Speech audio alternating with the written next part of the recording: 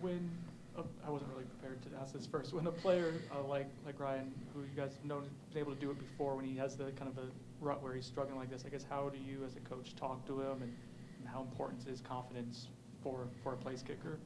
I mean, obviously, confidence is huge, and the way in which you approach it is, I've always thought that to get the most out of any player, you got to push the right buttons, and for a guy who's struggling, piling on, from my perspective, certainly isn't going to help the situation. Being analytical, looking at what the symptoms are, or what the causes and symptoms are of the misses, and then encouraging, because nobody wants to be successful more than he does. And Saturday he's out there working again. We landed at 4:30 in the morning. He was out on the practice field. So, this is a young man that takes a lot of pride in his role. He's obviously disappointed about how the game went the other day, and my job is to do whatever I can do to help support and encourage and get the best out of him, and that's our role as a coach at really any position that you're coaching.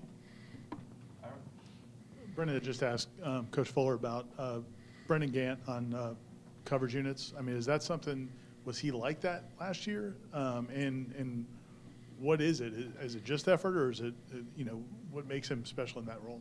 Well, Brendan's a guy that through the course of this offseason, into training camp and then early here in the season, has really developed a role for himself on special teams, and now it's becoming an increased role on defense. But it starts with the effort. This is a guy that has a lot of desire and a lot of want to, and a lot of kip coverage is that. And it just, the consistency keeps showing up from him, and that's what you need to have good cover units. Those tough kids that play fast, that are physical, that have the right mindset to get down the field and cover. And BG has done a tremendous job here in the first couple of weeks, and just look on adding to that as we go forward. Add one. When a guy like Jared Verse goes down, I guess on a personal level, how kind of heartbreaking is it to see him go through that? And then as a coach, do you tell the guys that, is the game plan stay the same, or do you kind of have to realize that maybe they don't have the same skill set and kind of change things on the fly there? Yeah, that's a great question. In terms of the personal, when Jared goes down, your first thought, especially when it's your own player and you have that relationship, is empathy and sympathy for him in the moment, because obviously very disappointing. I know he was very excited about the game and the stage, and you don't want to see that happen to anybody. But then very quickly you kind of have to redirect to what's the plan. And I thought collectively the guys did a nice job, who came in and their reps increased. Pat Payton's reps increased, Leonard Warner's reps increased, Derek McClendon's reps increased. All part of that being the fact that Jared wasn't there beyond the beginning of the second quarter. In terms of changing the plan, I think even if that had never happened with Jared, you're always trying to coach to the strengths of the guys who are out there. And guys have different skill sets, and Jared's is obviously different than some of the other guys. So all I wanted those guys to do is go out there and play their best game, not try to be somebody else or something that they're not. Just go out there and compete at the highest level they could possibly compete. And I thought guys answered the call well. Pass rush against Malik Cunningham. What was your strategy with pass rush? Well, it's one of those things where you want to be very smart in terms of how you approach it, because we do play a match coverage style on the back end. So it puts a little bit more stress on the front four to make sure that we're really rush lane disciplined in terms of how we rush. So there's that balance of being aggressive and making good choices. And, for example, I thought at the end of the first half, Derek McClendon had a nice rush there, was able to get a sack. He was able to take the opportunity and make the most of it.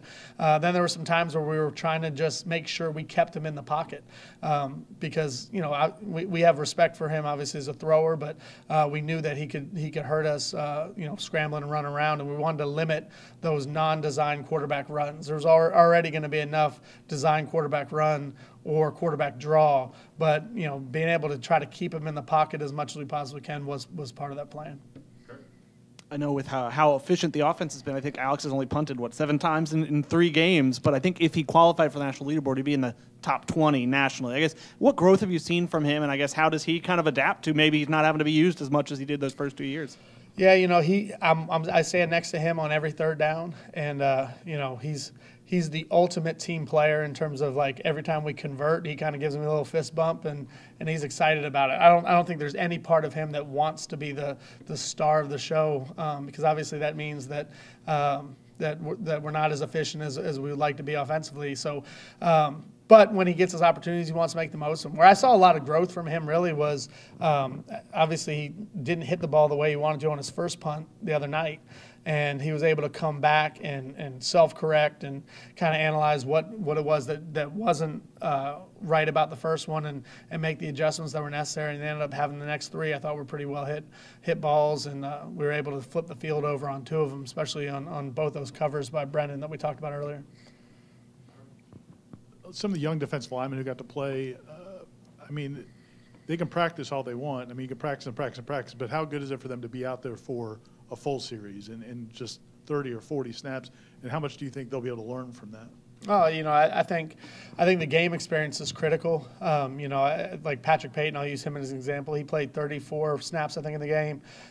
That was by far the most snaps he's ever played in the game. I think it's probably more snaps than he's ever combined for in his career.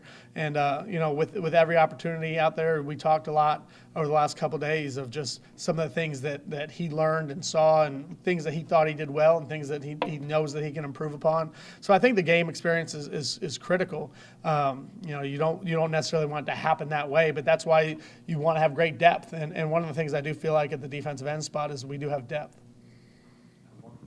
As a coach, I guess, like, your first job is to be a communicator, and when your defensive ends come off the field, you're talking to them, you're criticizing them live on the spot. But when it comes to kickers, like, we're left to believe that they're best just to be left alone. Like, how did you develop over the years, I guess, your personal philosophy when it comes to communicating to your kicker in game? And are they all different, or how do you try to manage things in game when a guy's going through some stuff? To a certain extent, they're all a little bit different. Probably more than any other position group. They have great self-awareness in terms of why things happen the way they happen, because it's such a unique skill set that they have. After most of the guys I've ever coached, after any miss or mishit, you can ask them what happened, and they'll tell you exactly what happened. It's not like a position player where things sometimes can happen so fast they don't know exactly what happened. Like, they know why they pushed the ball or they pulled the ball or whatever the case might have been. So it's talking through how do we fix it, and like I was saying earlier, you try to push the right buttons to get the best response. And that's true at any position. Sometimes guys need an arm around them and tell them, hey, next time I know you're going to get it. Sometimes guys need a little bit more of a firm talking to, and I think that's just relative to the personality type and the situation in the game.